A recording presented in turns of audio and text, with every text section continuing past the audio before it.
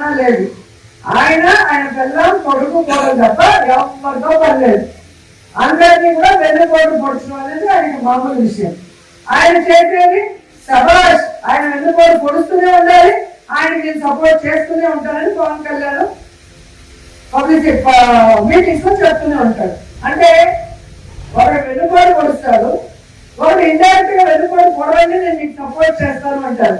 ఇలాంటి వాళ్ళకు ఓటేసిన వాళ్ళు సిగ్గుపడాలి. ఓడిపోయినందుకు మనం సిగ్గుపడాల్సిన అవసరం లేదు.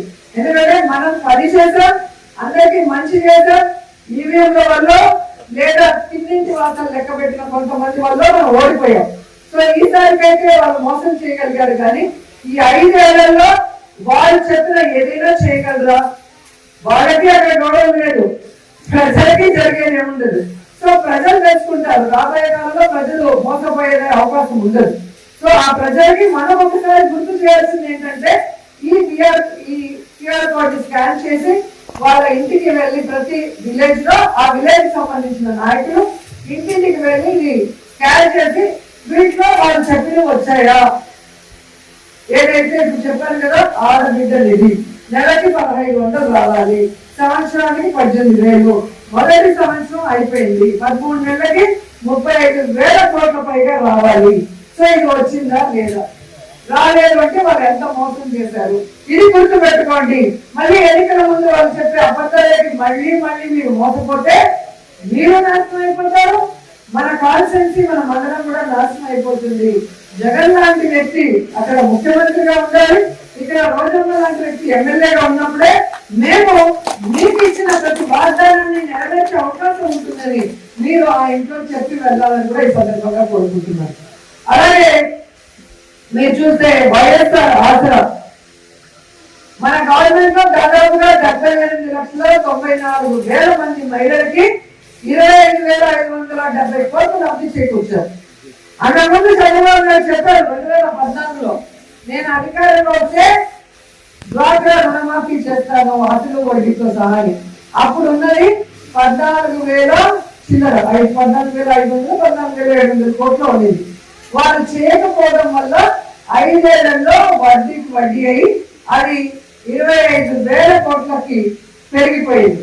అయినా జగన్మోహన్ రెడ్డి గారు ఆడవాళ్ళు బాగుంటే, ఆడవాళ్ళు ఆర్థికంగా ఎదిగితే ఆ కుటుంబం బాగుంటుందన్న చిత్తశుద్ధితో ఆయన చెప్పినట్టుగా మరి అక్రచలముల కోసం ఆ డ్వాక్రా రుణమాఫీ చేశారు.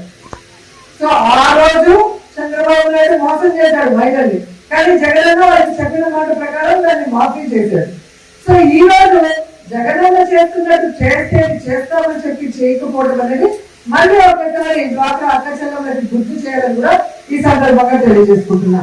అలాగే మీరు చూస్తే వైఎస్ఆర్ చేయూత 45,000 పైబడిన ఎస్సీ ఎస్టీ బీసీ మైనారిటీ మహిళలకి ఏ విధంగా మరి చేయూత ద్వారా దాదాపుగా 26,99,000 మంది మహిళలకి 19,189 కోట్లు లబ్ధి చేకూర్చారు. ఎందుకు?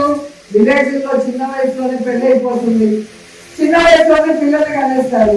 సో వాళ్ళు ఇటు కూలికి వెళ్ళటమో పొలం పనులు చేసుకుంటూ ఇలా పిల్లల్ని చూసుకుంటూ 45కే ఆల్మోస్ట్ వాళ్ళు చాలా వీక్ అయిపోతారు. వాళ్ళని అప్పుడు కుటుంబ సభ్యులు చూసుకోకపోతే వాళ్ళు ఇబ్బంది పడుతున్నారని జగనన్న పాదయాత్రలో గమనించి వారి కోసం ఈ చేయూత పథకాన్ని తీసుకొచ్చారు.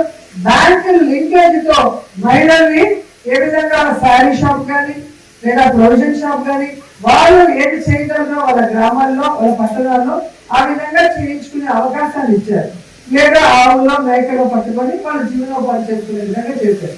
ఈరోజు ఆ చేయూతను కూడా ఇవ్వకుండా ఎలా మోసం చేశారు అనేది మీరు గడప గడపకి వెళ్ళినప్పుడు ఈ దీపావళి చంద్రబాబు మేనిఫెస్టోని, అంటే జగన్ ఇచ్చేది ప్రతిదీ ఇస్తాను, అది కాదు మిగతా ఇస్తానన్న వాడు జగనన్న ఎంతమందికి ఇచ్చాడు, ఎన్ని కోట్లు ఇచ్చాడు, ఈ రోజు దాన్ని చేయకుండా వాళ్ళు ఇచ్చింది ఎలా మోసం చేస్తున్నారో చేయకుండా అనేది ప్రతి ఇంటిలో టైం తీసుకొని మాట్లాడాలని కూడా ఈ సందర్భంగా కోరుకుంటున్నాను.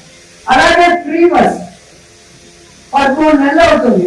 ఫ్రీ బస్ రాష్ట్రం అంతా మహిళలు ఉచితంగా తిరగచ్చు. ఇటు శ్రీశైలం వెళ్ళచ్చు, అటు కనకదుర్గమ్మ టెంపుల్కి వెళ్ళచ్చు, అటు వైజాగ్ లో అప్పయ్య టెంపుల్కి వెళ్ళచ్చు, ఇటు తిరుమలకి వెళ్ళచ్చు. అంటే అందరూ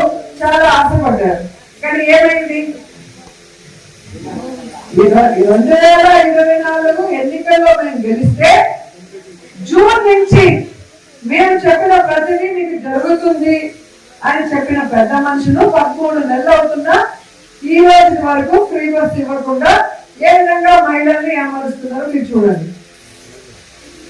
నేను అనేది ఎలక్షన్స్ వస్తాయనగా 1 year ముందో 1.5 year ముందో ఇచ్చి మేము ఇచ్చేద్దామని మళ్ళీ ప్రజల్ని మోసం చేయాలనుకుంటారు, మళ్ళీ మహిళల్ని మోసం చేయాలనుకుంటారు. మిమ్మల్ని మోసం చేయడానికి ఎలక్షన్ ముందు ఇచ్చేవాళ్ళు కావాలా? మీ మీద ప్రేమతో అభిమానంతో ముఖ్యమంత్రి అయిన మొదటి నెల నుంచే చేసే జగన్మోహన్ రెడ్డి లాంటి వ్యక్తి ముఖ్యమంత్రి కావాలా? ఒకసారి రాష్ట్ర ప్రజలు ఆలోచించాలి, దాన్ని బట్టి మీరు ఓటు వేయాలి. ఎందుకంటే ఒక్కసారి మీరు తప్పు చేస్తే మేము అందరం కూడా కష్టపడుతున్నాం, రాష్ట్రం నష్టపోతుంది. ఎందుకంటే ఈ దేశంలోనే ఏ రాష్ట్రంలో ఏ ముఖ్యమంత్రి చేయనటువంటి విధంగా మొదటి సంవత్సరంలోనే 1,83,000 కోట్లని అప్పు చేసి ఒక చెత్త రికార్డు సృష్టించాడు చంద్రబాబు నాయుడు. 5 సంవత్సరాల్లో జగనన్న చేసిన అప్పు తక్కువ, ఆ చేసిన ప్రతి రూపాయి అభివృద్ధి సంక్షేమం ఎలా చేశాడో అన్ని కూడా ఆన్లైన్ లో ఉంది. ఆ రోజేమో రాష్ట్రం శ్రీలంక అయిపోతుందని గబ్బోలు పెట్టిన ఈ కూటమి ప్రభుత్వం మరి ఈ రోజు ప్రజలకి ఏ వెల్ఫేర్ చేయకుండా, రాష్ట్రంలో ఏ అభివృద్ధి చేయకుండా ఎందుకు 1,87,000 కోట్లను అప్పు చేశారు? ఆ డబ్బు ఏమైందంటే వాళ్ళ దగ్గర మాటలు లేదు. ఒక స్కూల్ రెన్యువేట్ చేశారా? మీరు ఓటు వేయాలి.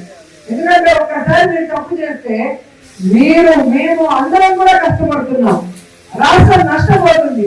ఎందుకంటే ఈ దేశంలోనే ఏ రాష్ట్రంలో ఏ ముఖ్యమంత్రి చేయనటువంటి విధంగా మొదటి సంవత్సరంలోనే 1,83,000 కోట్లని అప్పు చేసి ఒక చెత్త రికార్డు సృష్టించాడు చంద్రబాబు నాయుడు.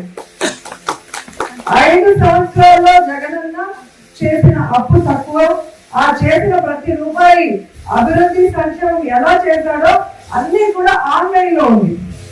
ఆ రోజేమో రాష్ట్రం శ్రీలంక అయిపోతుందని గబ్బోలు పెట్టిన ఈ కూటమి ప్రభుత్వం మరి ఈ రోజు ప్రజలకి ఏ వెల్ఫేర్ చేయకుండా, రాష్ట్రంలో ఏ అభివృద్ధి చేయకుండా ఎందుకు 1,87,000 కోట్లను అప్పు చేశారు?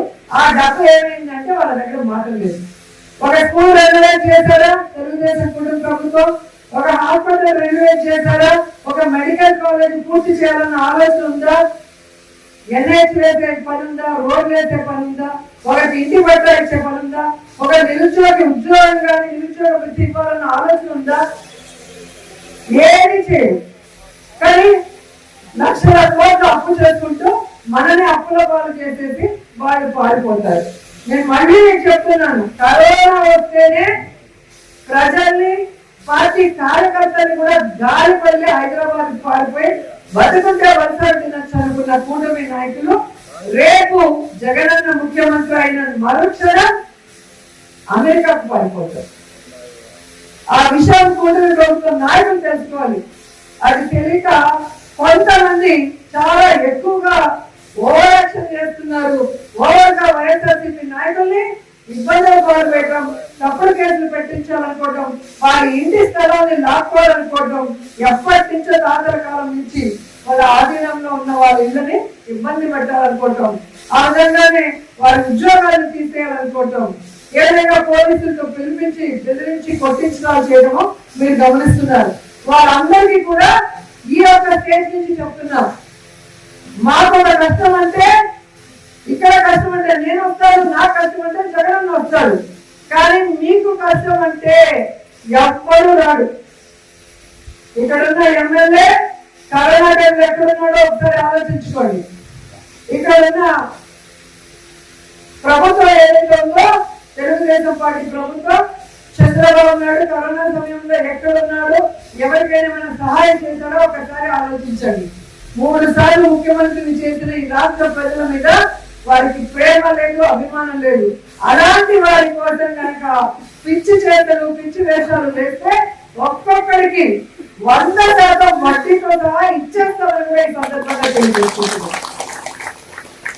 ఈ రీకాలింగ్ మేనిఫెస్టో ద్వారా ప్రతి కుటుంబంలో ఉన్న పేదవాళ్ళని చైతన్యపరచండి, వారికి కూటమి ప్రభుత్వం చేస్తున్న అన్యాయాన్ని తెలియజేయండి. మన వెన్నపోటు దినం ప్రోగ్రాం పెట్టినప్పుడు ఎలా అయితే మహిళలు, రైతులు, యువత మనతో సంఘీభావంగా పదయాత్ర చేశారో రాబోయే కాలంలో మొత్తం ప్రజలందరూ కూడా బయటపడి ఈ కూటమి ప్రభుత్వానికి బుద్ధి చెప్పే విధంగా వాళ్ళు ధైర్యం తెచ్చుకోవాలంటే మీరు వాళ్ళని చైతన్యపరచాలి. జరుగుతున్న మోసాల్ని వాళ్ళకి తెలియజేయాల్సిందిగా కోరుకుంటూ మరి ఈ కార్యక్రమాన్ని అపోజిషన్ లో ఉన్నా కూడా ఇన్ని కేసులు బట్టి ఇంత ఇబ్బంది పెడుతున్నా కూడా పార్టీ కోసం ధైర్యంగా ముందుకు వచ్చి నాకు అండగా నిలబడిన ప్రతి ఒక్కరికి పేరు పేరు నా పాదాలను తెలియజేసుకుంటూ రాబోయేది జగనన్న ప్రభుత్వం మన ప్రభుత్వం మళ్ళీ మనం తలెత్తుకొని తిరగగలం. ఈ రోజుకైనా ఇంటింటికి వెళ్ళి మేము చెప్పింది చేద్దాం, వాళ్ళు చెప్పింది చేశారా లేదా అడగగలిగే ధైర్యం మనకుంది. కానీ మేము చెప్పింది చేద్దాము అని చెప్పుకునే ధైర్యం కూటమి ప్రభుత్వానికి లేదు. ఈ రోజు ప్రోగ్రామ్ అయితే ఇంటింటికి తెలుగుదేశం తొలి అడుగులను పెట్టుకున్నారు కానీ ఎక్కడా 1-2 తెలుగుదేశం పార్టీ ఇళ్ళకి పోతున్నారు, ఫోటో తీసుకొని పారిపోతున్నారు. కానీ ఆ ఫోటోలో ఉన్న తెలుగుదేశం పార్టీ వాళ్ళకి వీళ్ళు చెప్పిన మేనిఫెస్టో సూపర్ 6 వచ్చిందా అని మీరు ఒక్కసారి ఎంపీడీ ఆఫీసులోకి వెళ్ళి వెరిఫై చేస్తే మీకే అర్థమవుతుంది. వాళ్ళు కూడా మోసపోయారు, విధి లేక పార్టీలో ఉన్నారు కాబట్టి ఫోటో తీసుకుంటున్నారు అనేది. సో మనల్ని మోసం చేయడమే కాకుండా వారికి ఓటేసిన వారి పార్టీ వాళ్ళు కూడా మోసం చేసిన ఈ కూటమి ప్రభుత్వానికి బుద్ధి వచ్చే విధంగా వాళ్ళని కూడా చైతన్యపరచాల్సిందిగా కోరుకుంటూ సెలవు తీసుకుంటున్నారు. జై జగన్, జై జగన్. హిట్ టీవీ యాప్ ఇందులో short news, live news, entertainment shows, movies, digital magazines తో పాటు మీ జిల్లా వార్తలను కూడా ఫ్రీగా చూడొచ్చు.